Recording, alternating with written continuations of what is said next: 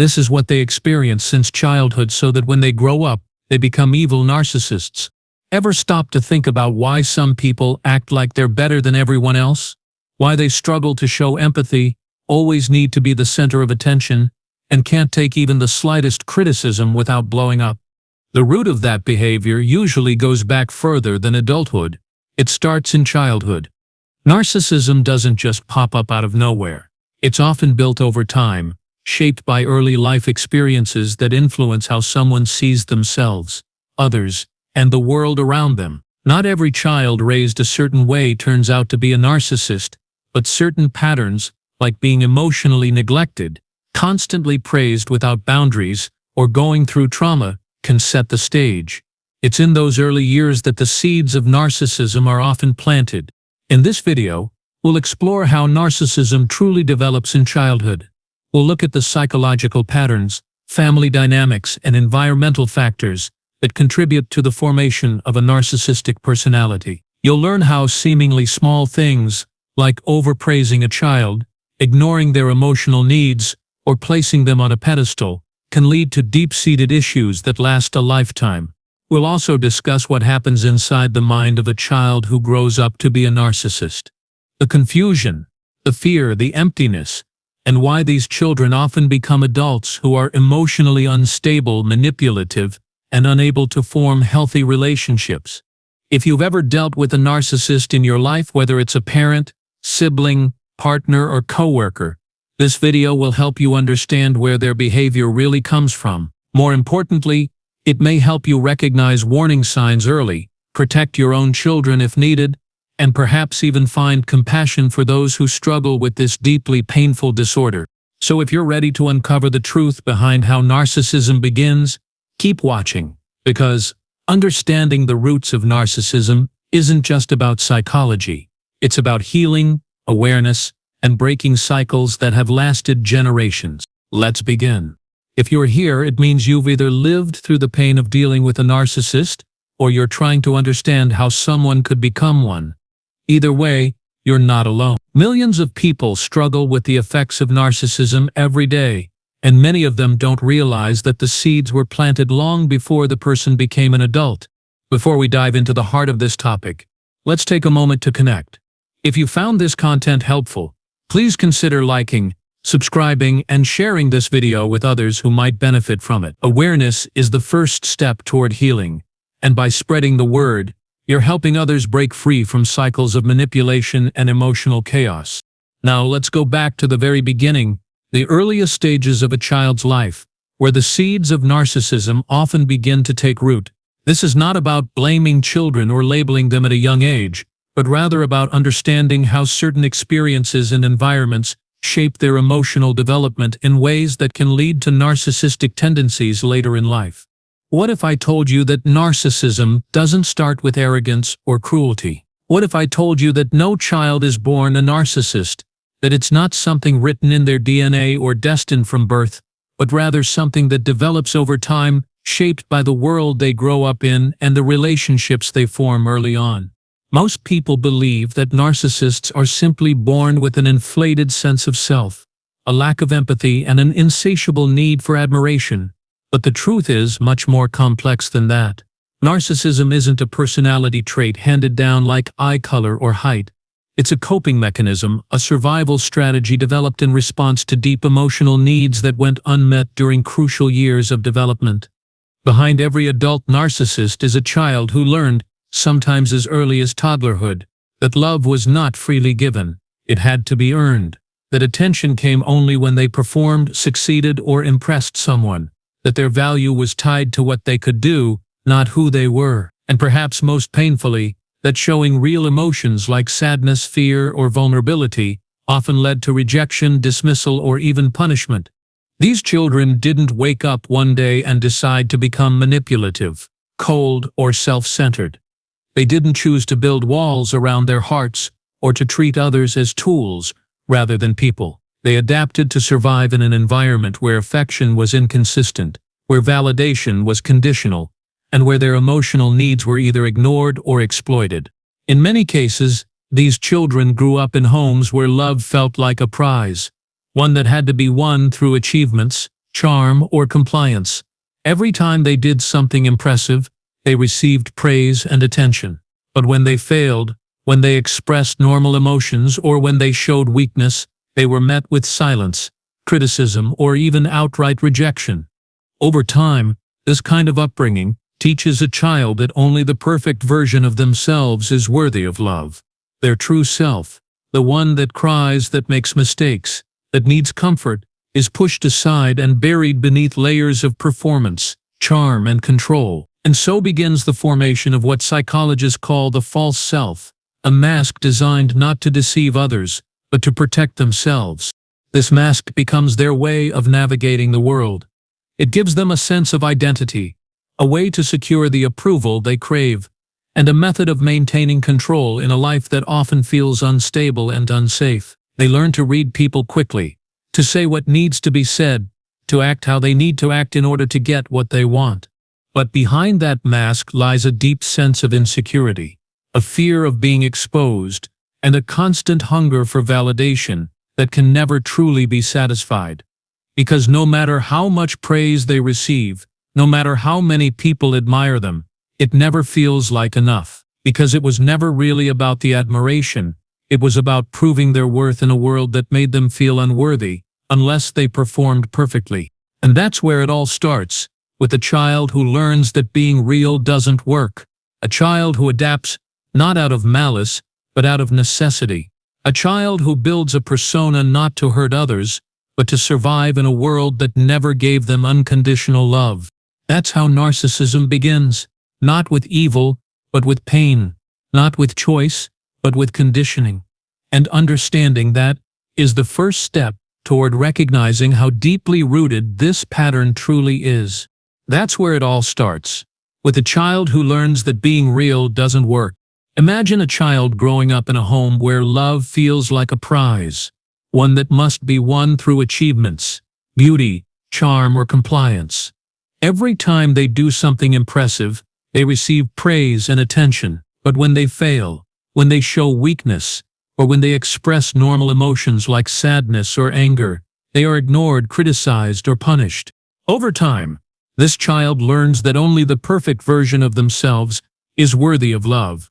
Their true self, the one that cries, that makes mistakes, that needs comfort, is pushed aside, and in its place, they create a persona designed to win approval at all costs.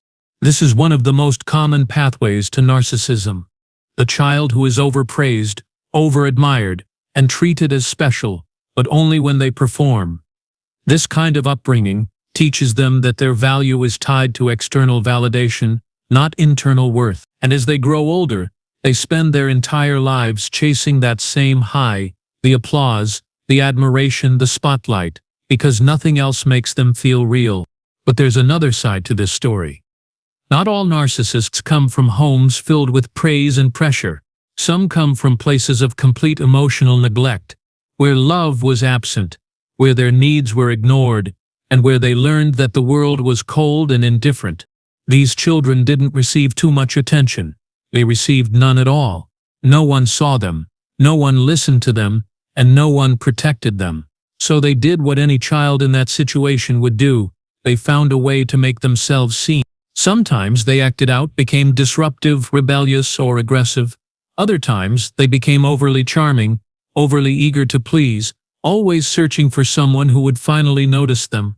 But in both cases, they were doing the same thing, trying to fill a void that had been left empty for far too long. Because when a child is neglected emotionally, they begin to believe that they are unworthy of love, that they are broken, that they don't matter. And so, they build a false self, not because they want to deceive others, but because they don't know how to be loved for who they really are.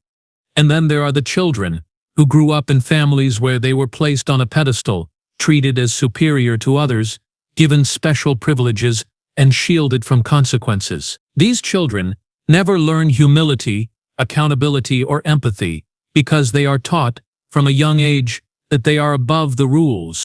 They are told they are smarter, prettier, stronger, or more important than other kids. They are allowed to get away with bad behavior because they're special. And when they hurt someone, instead of being held accountable, They are defended and protected. As they grow up, these children develop a sense of entitlement so strong that it becomes second nature. They expect the world to revolve around them. They believe they deserve admiration without effort, respect without kindness, and success without hard work. And when reality doesn't match their expectations, they lash out, blame others, and refuse to take responsibility. This type of upbringing creates what psychologists call grandiose narcissism, a belief in one's superiority that masks deep insecurity. It's not confidence, it's compensation. It's a child who was never taught boundaries, never shown how to relate to others as equals, and never given the tools to handle disappointment or failure. Another major contributor to narcissistic development is trauma, especially emotional or physical abuse.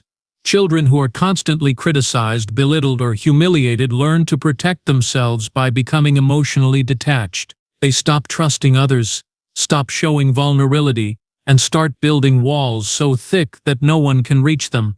But beneath those walls is a child who is deeply afraid, who has been hurt so many times that they no longer believe anyone can be trusted. So instead of forming real connections, they manipulate. Instead of expressing pain, they hide it. And instead of seeking support, they demand control. Abuse teaches children that power is the only way to stay safe. And for many future narcissists, that lesson sticks for life. Then there's the child who was used as a pawn in parental conflict, caught between two parents who fought, manipulated, or competed for their loyalty. These children grow up learning that love is conditional, that relationships are battlegrounds, and that trust is a weapon. They learn to play sides, to flatter whoever gives them attention, and to say whatever gets them what they want. In these environments, empathy is seen as weakness, honesty is dangerous, and survival depends on knowing how to read people and control situations.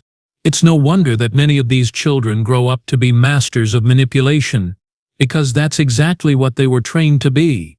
Of course, not every child who experiences these conditions becomes a narcissist. Some manage to break free, heal, and grow into emotionally healthy adults. But for others, the damage runs too deep, the wounds too old, and the coping mechanisms too ingrained. And once narcissism is fully formed, it becomes incredibly difficult to change. Because by the time the person reaches adulthood, their entire identity is built around a false self that they cannot afford to lose. Admitting fault, showing vulnerability, or accepting criticism threatens everything they've built, and so they fight it at every turn. But here's the most important thing to understand. Narcissism is not about arrogance. It's not about vanity or selfishness. At its core, narcissism is a defense mechanism, a way of surviving in a world that taught the child that they were only valuable under certain conditions. And that's why healing is so rare among full-blown narcissists. Because to truly heal, they would have to face the deepest pain of their childhood, the shame, the fear, the loneliness, and most are simply not willing or able to do that. So what does this mean for the people who love them? What does it mean for the partners, friends, and family members who try to reach them, only to be met with coldness, manipulation, or rage? It means that we must understand the origin of narcissism, not to excuse the behavior, but to protect ourselves from falling into the same cycle. It means recognizing that narcissism is not just a personality flaw, it's a psychological injury that affects everyone around it. And perhaps most importantly, it means learning how to set boundaries, how to walk away when necessary, and how to avoid repeating the same harmful patterns in our own lives and with our own children. Because the best way to end the cycle of narcissism is not to fix the narcissist, but to heal ourselves, protect the next generation, and choose a different path forward. If any part of this message has reflected your own story, your own pain, or your own truth, please understand this. You are not alone in what you've been through. Recognizing these patterns and seeing your experience for what it truly was is a powerful and brave first step. You were never chosen by the narcissist in your life because you were broken or easy to manipulate. You were chosen because you had something real, something valuable that they didn't have and couldn't create on their own. Whether it was your empathy, your emotional depth, your steady presence, or your unwavering support, You brought light into their world, and they wanted to claim it. But now you get to take that strength back. You get to hold it for yourself and use it in a way that serves your own healing, your growth, and your future. You no longer have to carry the weight of their expectations, their games, or their control. This is your time to move forward with clarity and purpose, to rebuild on your terms, and to remember that your worth was never defined by how someone else treated you. Thank you so much for taking the time to watch this video. If anything you heard here brought you a sense of clarity, comfort, or understanding, I hope you'll take a moment to like, subscribe, and share it with someone else who might be facing something similar. You never know who needs to hear that they're not alone. Healing from the grip of a narcissist is a process, but it's one you can absolutely move through, and it all begins with knowledge, with seeing things clearly, and trusting yourself again. So as you go forward, stay grounded in what you now know. Stay aware of the patterns. Stay connected to the truth of your own experience. Most of all, remember this: you are not alone. There is strength in your awareness, and there is a whole community of people out here who understand what you faced and are rooting for your healing every step of the way.